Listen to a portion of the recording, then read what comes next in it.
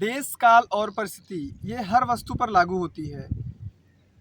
ठीक इसी प्रकार से यह नियम योग और प्राणायाम पर भी लागू होता है। सर्दियों में प्राणायाम करने की विधि अलग होती है, गर्मियों में प्राणायाम करने की विधि अलग होती है। तो अभी सर्दी का मौसम है, तो सर्दियों में योग और प्राणायाम, विशेषकर अनुलोम विलोम प्राणायाम के विषय में आज मैं आपको बताऊंगा कि सर्दियों में अनुलोम विलोम प्राणायाम को किस प्रकार से करना चाहिए, क्या क्या सावधानियां रखनी चाहिए, इसके क्या क्या लाभ है और गलत तरीके से करने पर क्या क्या नुकसान हो सकते हैं। तो आइए शुरू करते हैं। अनुलोम विलोम प्राणायाम को करने के लिए आप सबसे पहले किसी स्वच्छ स्थान पर बैठें और आसन जो हो आपका विद्युत का कुचालक होना चाहिए। प्रयास करें जहाँ पर फ्रेश वायु चलती हो वहाँ पर आप बैठेंगे तो आपको लाभ और बढ़िया होगा। तो किसी स्वच्छ स्थान पर बैठ करके, सर्दियों का मौसम है तो आप कमरे में भी बैठ के कर सकते हैं। फिर आपको किसी एक मुद्रा का चयन कर लेना है, ज्ञान मुद्रा, वायु मुद्रा, किसी भी मुद्रा का। आप अगर वायु मुद्रा का चयन करते हैं तो और बढ़िया रहेगा। अनुलोम विलोम प्राणायाम ये सहायक है, ये वात को बैलेंस करता है। अनुलोम विलोम प्राणायाम अगर आप सर्दियों में करते हैं तो दाहिनी नाक से शुरू करना है। सामान्यतः हम बाईं नाक से श्वास लेते हैं, दाहिने से बाहर छोड़ते हैं, फिर दाहिने से लेकर के बाएं पर समाप्त करते हैं। लेकिन जब हम अनुलोम विलोम प्राणायाम करेंगे तो दाहिनी नाक से शुरू करेंगे, बाएं से छोड़ेंगे, बाएं से लेकर के दाहिने पे छोड़ेंगे। फिर जब आपका प्राणायाम का अंतिम क्रम होगा उसमें हम बाईं नाक से श्वास छोड़ेंगे। देखिए इस प्रकार से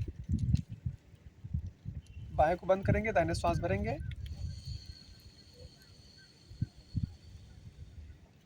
फिर श्वास को बिना रोके ही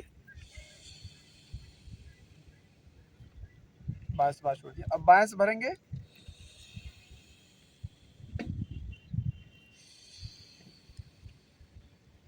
दाहिने से बाहर, फिर दाहिने से भरेंगे,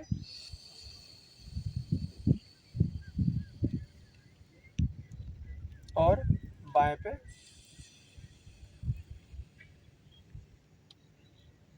छोड़ दें। फिर से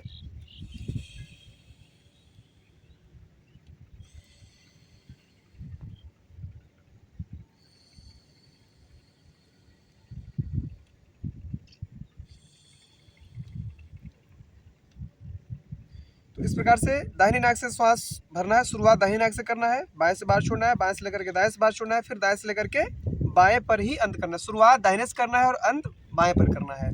दूसरी सबसे बड़ी चीज़ जो हमें ध्यान रखनी है, श्वास लेने और छोड़ने का समय।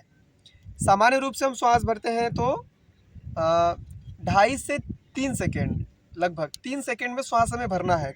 ये सबसे कम समय है। 3 सेकेंड से कम नहीं होना चाहिए। 3 सेकेंड से अधिक हो जाए तो और अच्छा है, लेकिन कम से कम 3 सेकेंड में श्वास भरना है, फिर बिना रोके दूसरी वाली से 3 सेकेंड में छोड़ना है, फिर से 3 सेकेंड में लेना है, 3 सेकेंड में छोड़ना है। 3 से 5 सेकेंड ये आदर्श समय अनुपात है।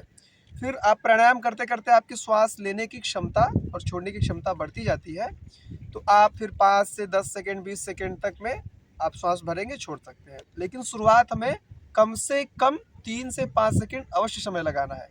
मतलब धीरे धीरे श्वास भरना है और धीरे धीरे ही छोड़ना है। यदि आप असावधानी करेंगे, तीव्र गति से श्वास भरेंगे, छोड़ेंगे तो आपकी बीपी बढ़ने के चांसेस हैं। फिर उससे आप जो खतरे होते हैं उससे आप भलीभांति परिचित हैं।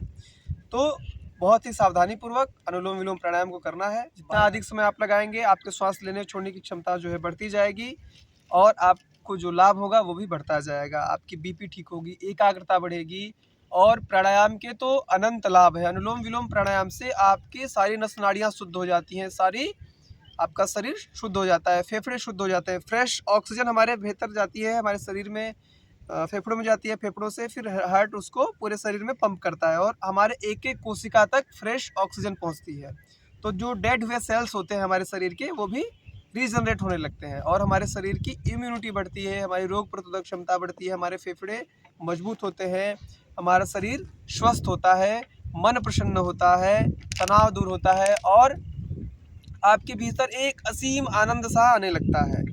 और अनुलोम विलोम प्राणायाम तो सभी के लिए बहुत अच्छा है। एकाग्रता को बढ़ाने के लिए, स्मरण शक्ति को बढ़ाने के लिए, बीपी वगैरह तो ठीक होते ही होते हैं, इससे कैंसर जैसी बीमारियां भी अनुलोम विलोम प्राणायाम के करने से ठीक होती हैं। तो ये बहुत ही प्रभावकारी, बहुत ही लाभदायक प्राणायाम है। लेकिन जो मैंने शुरुआत में बोला था कि प्राणायाम करते समय इसकी जो सावधानियां हैं उनको ध्यान में रखना है। सावधानियां फिर से बताता हूँ। 2 सावधानियों को ध्यान में रखना है। सबसे पहला, आपको सर्दियों के मौसम में दाहिनी नाक से श्वास को भरना है, बाएं से बाहर छोड़ना है, बाएं से लेना है, दाएं से बाहर छोड़ना है, फिर अंत में जो आप श्वास छोड़ेंगे तो बाएं नाक पर ही श्वास छोड़ेंगे।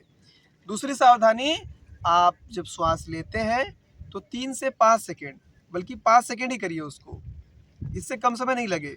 5 सेकेंड में श्वास भरिए, 5 सेकेंड में श्वास बाहर छोड़िए, तो इससे आपकी सारी शरीर की समस्याएं दूर हो जाएंगी। पूरा मन आपका ऊर्जावान रहेगा, आनंदमय रहेगा, उत्साह में रहेंगे आप। बहुत बहुत धन्यवाद।